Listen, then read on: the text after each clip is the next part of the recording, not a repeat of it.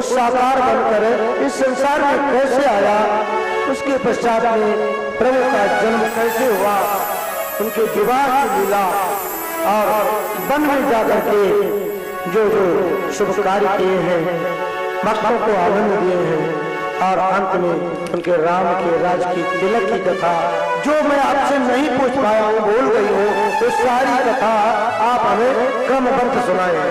भगवान भोलेनाथ जी से माता भगवती कह रही है, जब कही तो शंकर भगवान बड़े प्रसन्न हुए, बोले धन्य हो जो तुम्हारे हृदय के अंदर राम कथा आज आ गई।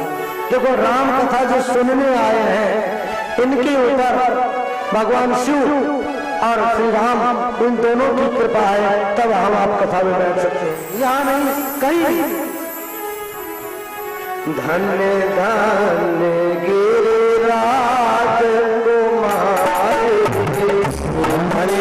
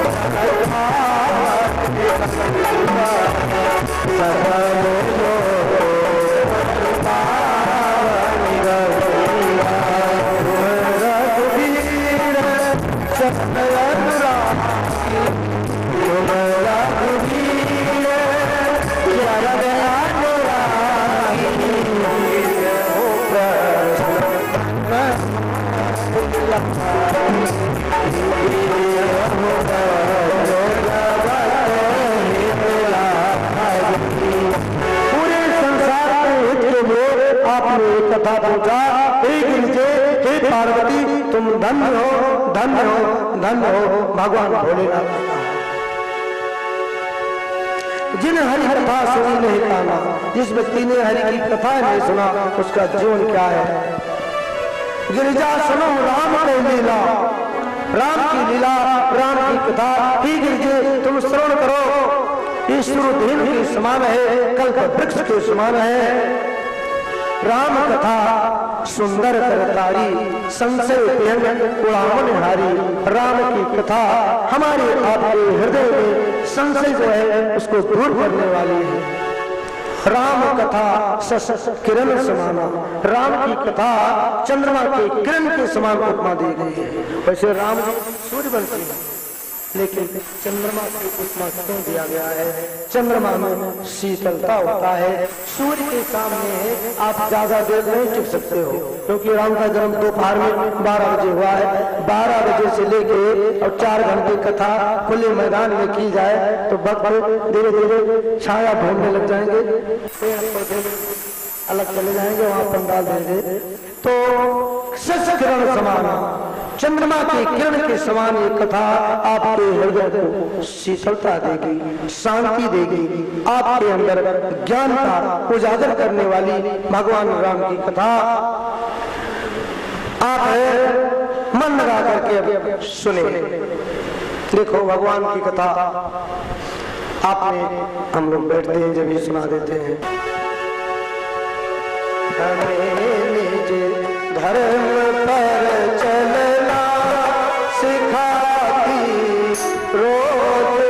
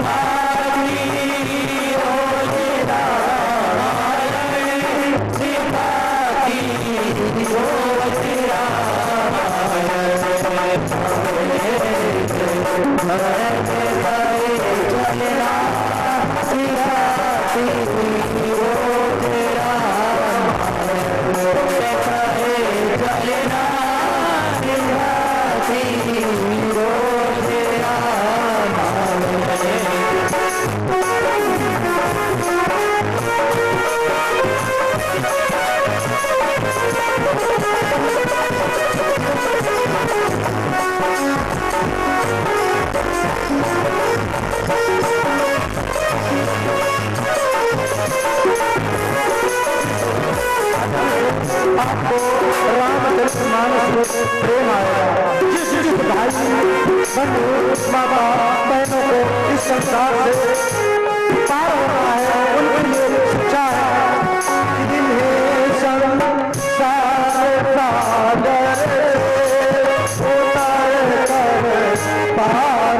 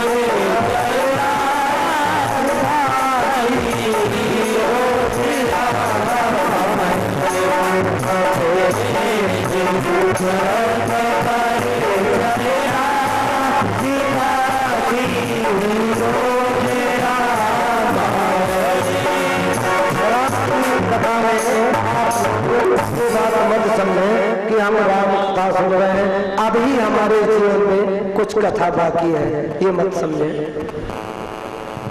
क्योंकि राम की कथा में सब कुछ है। नाना पुराण निगमागम सम्मतम यद रामायणे क्वचिन्तो यपि स्वांता सुखाय तुलसी रघुनाथ गाथा भाषानुबंधमत मंजुल मातनोति।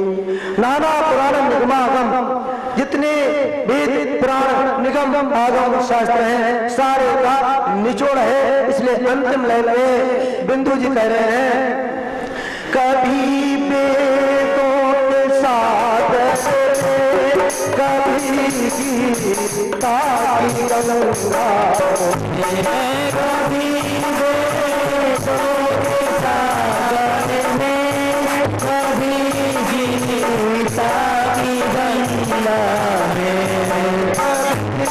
सीता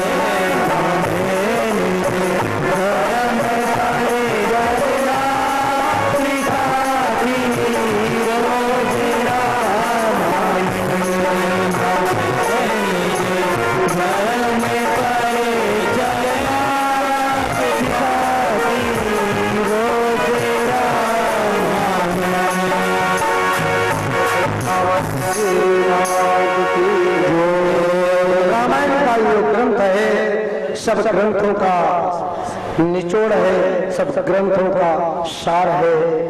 भगवान की ये पावन पवित्र कथा सदा शुभ आचरण करना सिखाती रोज रामायण। क्योंकि हम अगर रोज भजन भी गाएं, राम राम भी कहें और सत्संग करें, कीर्तन में जाएं, लेकिन जो हम कर्म करते हैं उस कर्म में भगवान का कार्य जान करके उनको समर्पित नहीं करते हैं तो कर्म का पूरा फल नहीं होगा।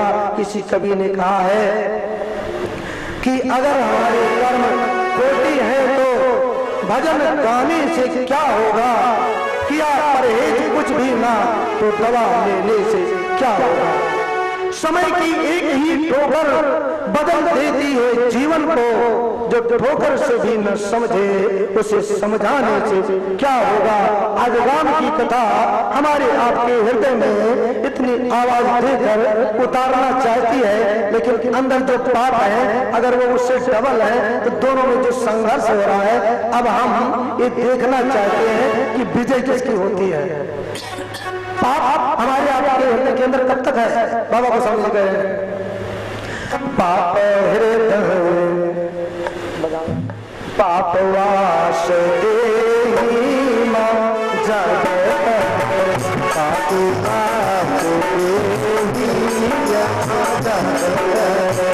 श्री राम सोना श्री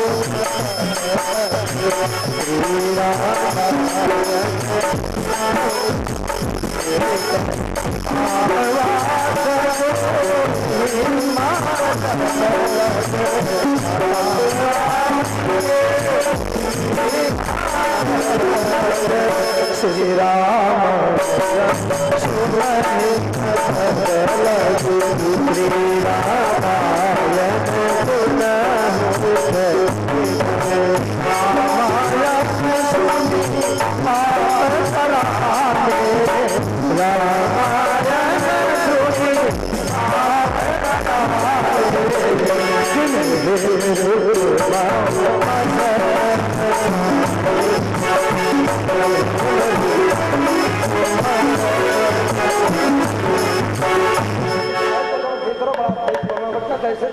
माइक लगा माइक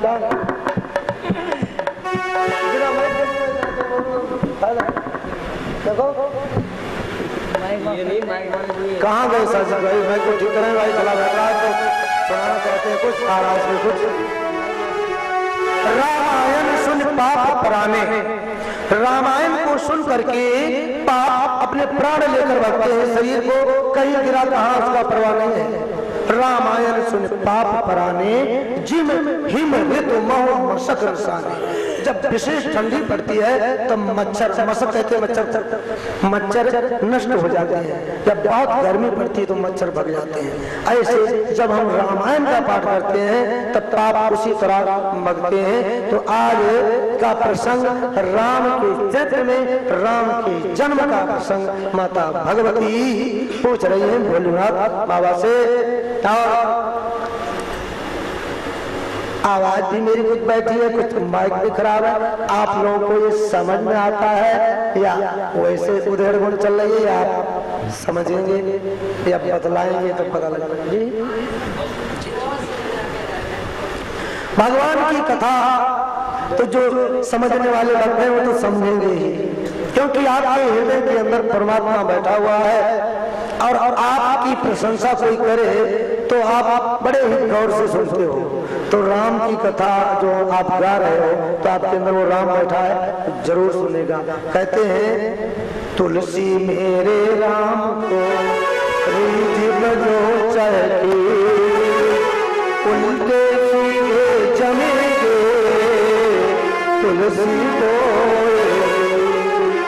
धरती के अंदर आप गेहूं या मक्के का दाना डाल दो तो उल्टा पड़े या सीधा पड़े, मिट्टी में पड़ जाएगा तो पौधा जरूर है।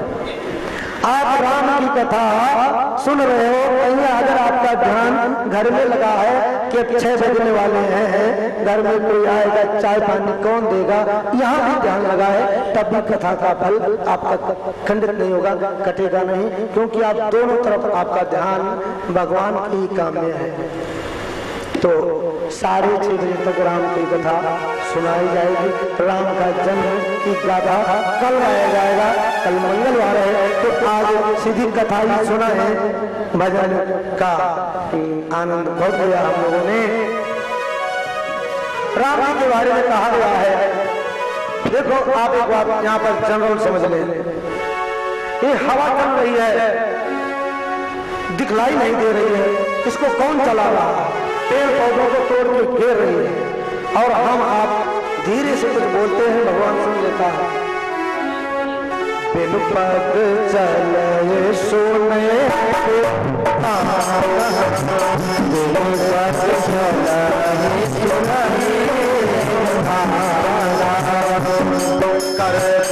कर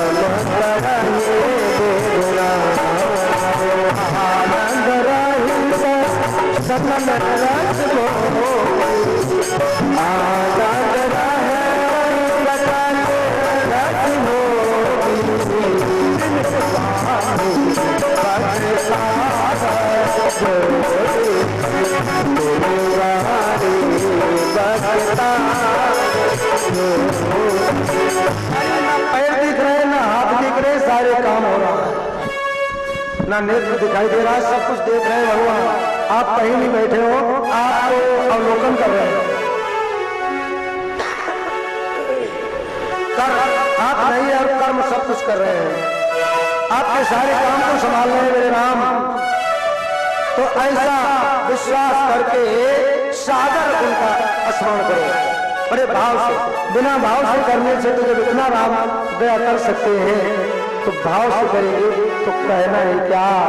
सादर सुमिरन जो मन करे, सादर सुमिरन जो मन करे, अवतार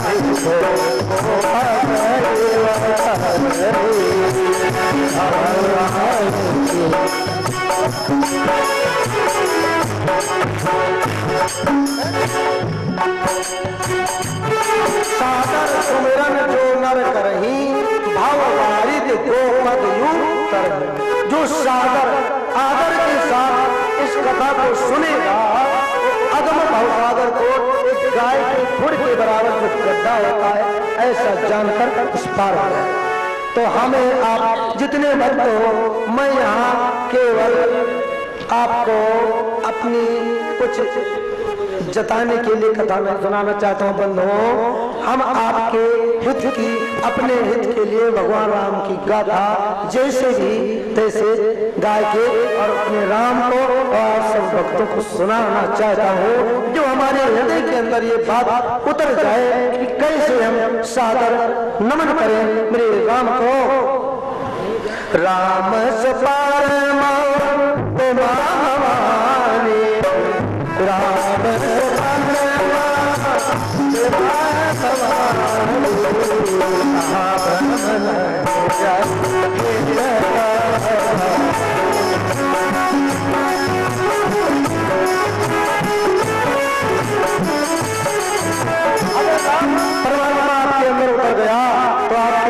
जितनी भ्रम है सब दूर हो जाएगा और आप इतने आनंद राशि हो जाएंगे, इतना सुखी हो जाएंगे, इतना प्रसन्न हो जाएंगे जी कुछ कहने को नहीं। अब भगवान शंकर जी राम जी की कथा माँ भगवती को सुना रहे हैं और याज्ञवल्क्य मुनि भरद्वाज जी से कह रहे हैं और मैं आपको सुना रहा हूँ। माता भगवती बोले बाबा जी से पहला कारण पूछा, हे स्वामी मैं आपसे पूछ रही हूँ, आपने जो कहा कि भगवान इस संसार में मानव के रूप में आए हैं, मनुष्य के रूप में आए हैं, तो मनुष्य के रूप में यहाँ आने का मतलब क्या था? क्या रावण को ही मारने के लिए आए थे या और भी कुछ कारण था? ये सब था मैं आपसे बड़े भाव से जानना चाहता हूँ। नाथ धरे वो नर तनय के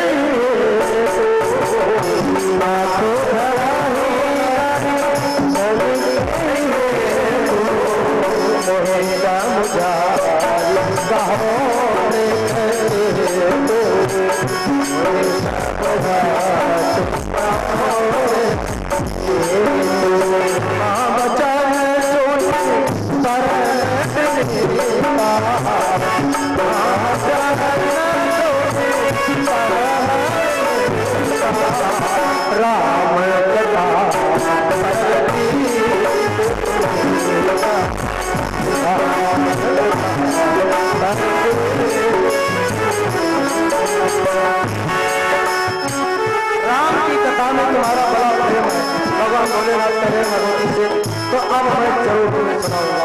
देखो राम कथा के लिए कितनी जिद कर रही है माता भगवती, फिर भी सुलभ नहीं है,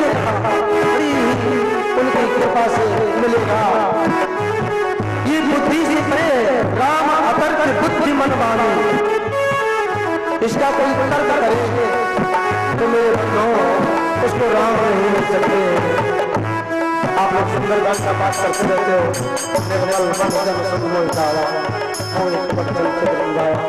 तो मैं आपको कथा सुनाऊं, उसको इसकी कई कारण है राम को इस संसार में आने के, लेकिन मैं आपको थोड़े में दो चार यानी 5 कारण राम जी के जन्म का मुख्य है, जो अनंत कारण है।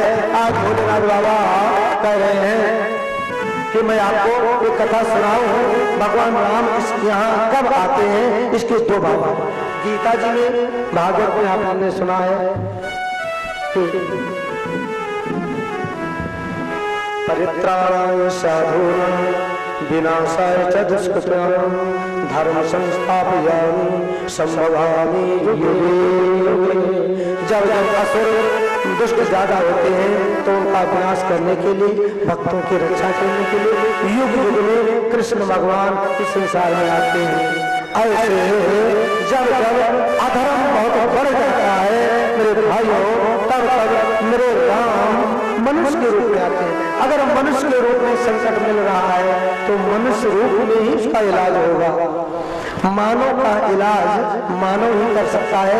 हम आप एक गाय के पास जाए दवा पूछे तो आपको नहीं बता सकते हैं, मनुष्य बताएगा। जब जब हो धर्म